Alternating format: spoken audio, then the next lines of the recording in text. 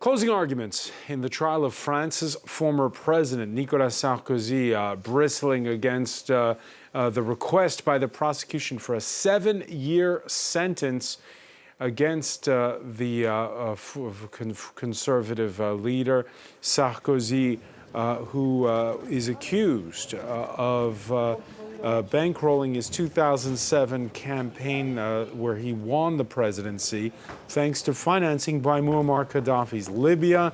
Gaddafi, who several months later was feted with a state visit to Paris.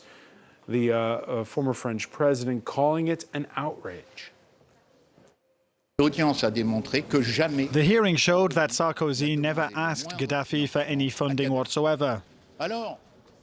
So why did the prosecutors request such heavy sentences?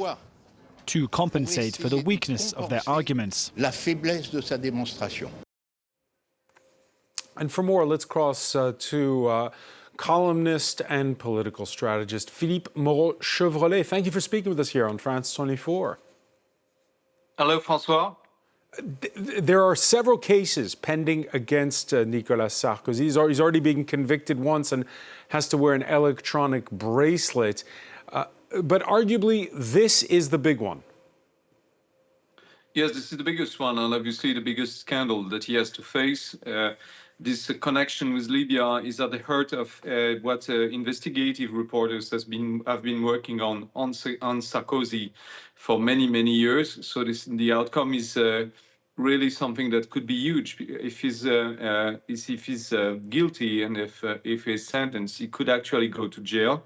That will be the first time ever that a former president, and you know the importance of the president in the French institutions, that would be the first time that the president obviously goes to jail. So it would be unprecedented, and politically, it would have huge political repercussions. And this would be a big test of the independence of the judiciary in France, what with the current head of state, Emmanuel Macron, who often turns to Sarkozy as an advisor. Yeah, it has been said in some part of our political spectrum, on the far right especially, it has been said that there was kind of an agreement between Emmanuel Macron and Nicolas Sarkozy, but it doesn't seem to be true, and we have a strong judiciary in France, and it has demonstrated many times over that it was perfectly independent.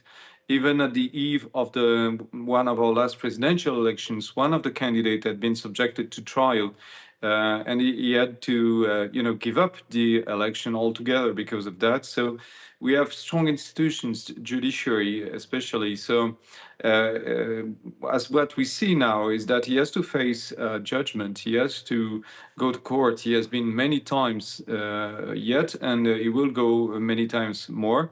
And that's a testimony to the independence of our institutions. The independence of institutions, France, which has a strong executive like in the United States, but it's different.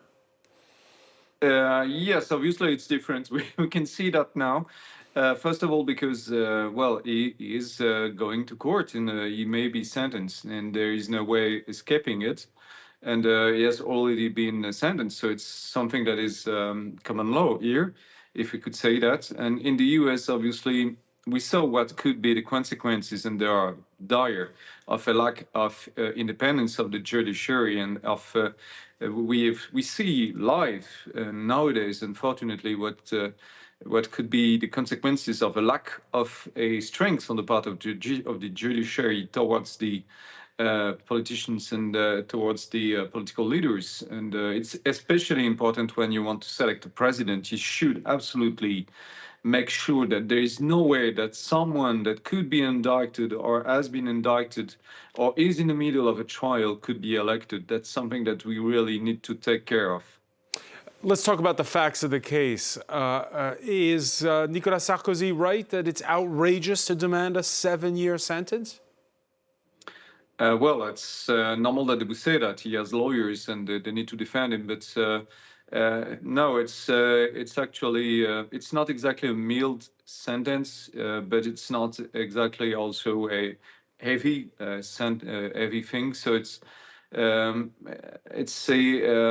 it's what is unprecedented is that he actually can go to jail. I mean, whether it's 1 year, 2 years, 7 years, it won't be the main point here. The main point would be that if that a former president would go to jail. And listen, this Libyan affair is something really heavy because there was actually a country that has been politically changed because due to the action of Nicolas Sarkozy, Libya. The leader was overthrown, if you remember correctly. It's a long time ago, but still. And Nicolas Sarkozy was involved in all that. So there would be a question mark if he's convicted on was it a thing to do to overthrow the Libyan leader? Why did we do that? And so and so and so. Well, the question, only... in other words, what you're saying is the question is whether or not Nicolas Sarkozy was shooting at the man he owed money to? That's a question that will be raised, absolutely, if he's convicted. That's a huge question. And if you look at Libya now, the consequences of what has been done at the time are really dire. So maybe it was not, and it's probably not our place or the place of any other state to interfere in internal Libyan affairs. One final question. You're saying that some of this now for the French citizens seems like the past, history to a degree, since Nicolas Sarkozy has been out of power since 2012. There's another trial next Monday where there's going to be a verdict, and that is for whether or not Marine Le Pen, over illicit financing through EU parliamentarians, could be stripped of office and her bid to run for president. Is that going to be much more explosive in the eyes of the French? Yes, it is. I mean, the combination of the two could be dire. If Marine Le Pen is... the main point with Marine Le Pen is if she is sentenced, and she might be convicted, she might be sentenced.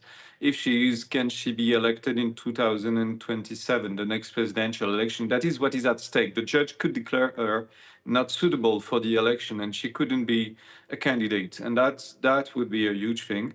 It will be a real problem if she would be convicted and not being able to be a candidate, and if, on the other hand, Nicolas Sarkozy would not be convicted and, escape free from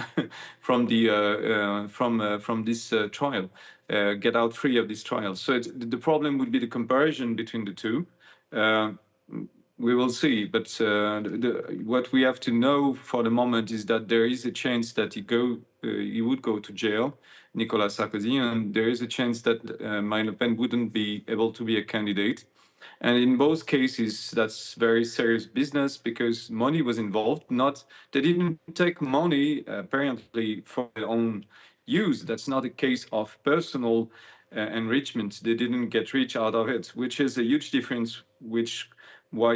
What could happen, might happen, what we think is happening in the States, right? But there is still money that has been taken out of public funds in order to illegally finance political parties. So it's in both cases that's a huge thing. One quick final question for you, Philippe, because I know that you follow public opinion and you follow what happens on social media. We saw in the United States that supporters of Donald Trump think he did nothing wrong on January 6th, and they firmly stand by him. Will it tear apart France the way it's torn apart the U.S., that whatever the judges say, if you're one side or the other, you're just going to believe you're for or against your candidate? It's the MAGA supporters will be MAGAs, for the time being, until maybe he dies, and maybe there will still be MAGAs afterwards. What we may be seeing is France the same? Oh, sorry? Is France the same as the United States on that score? Not yet. Not yet. The Front National, the Rassemblement National, Marine Le Pen's political party, is not yet a MAGA party. It's still traditional. So they'll respect what the judges say? Not exactly, but first of all, there is an alternative candidate, Jordan Bardella. Okay, he's much younger, but he has his own aficionados. He's popular on his own. He doesn't need Marine Le Pen in order to be a candidate. He could be a candidate. He's young, much too young, in my opinion, but he could be a candidate. She's been defeated several times, so they could reason out of it. Probably there will be a lot of anger, but the people are already angry at the judiciary on the far right. They are angry at everything. And anger is a huge issue politically nowadays. It would raise the level of their anger, but they are still angry and they will remain to be angry. There won't be any riots. I don't believe in that. There won't be any spectacular things because people will be waiting the 2027 election in order, to have their revenge if they want to have one. And again, there is Jordan Bardella. And Jordan Bardella is a new thing. Is the sheer populist thing. He has no content whatsoever. He's on TikTok all the time. The algorithm of TikTok, the algorithm of X, the former Twitter, are pushing him a lot. I think Elon Musk and others will be supporting Bardella if he's a candidate. So it's not too bad for the far right. If she's not a candidate in the end, there will be a replacement. It won't be as successful, in my opinion, but we have seen a lot of things in Europe we didn't believe in, and which are very, very Trumpian. So you never know. I don't believe in, a riot, but I believe in people voting for a populist candidate. And of course, if she's not a candidate, maybe they will try to get a revenge by voting for him. Philippe Moreau-Chevrolet, many thanks. Tests for the judiciary, both with a former president and a future candidate.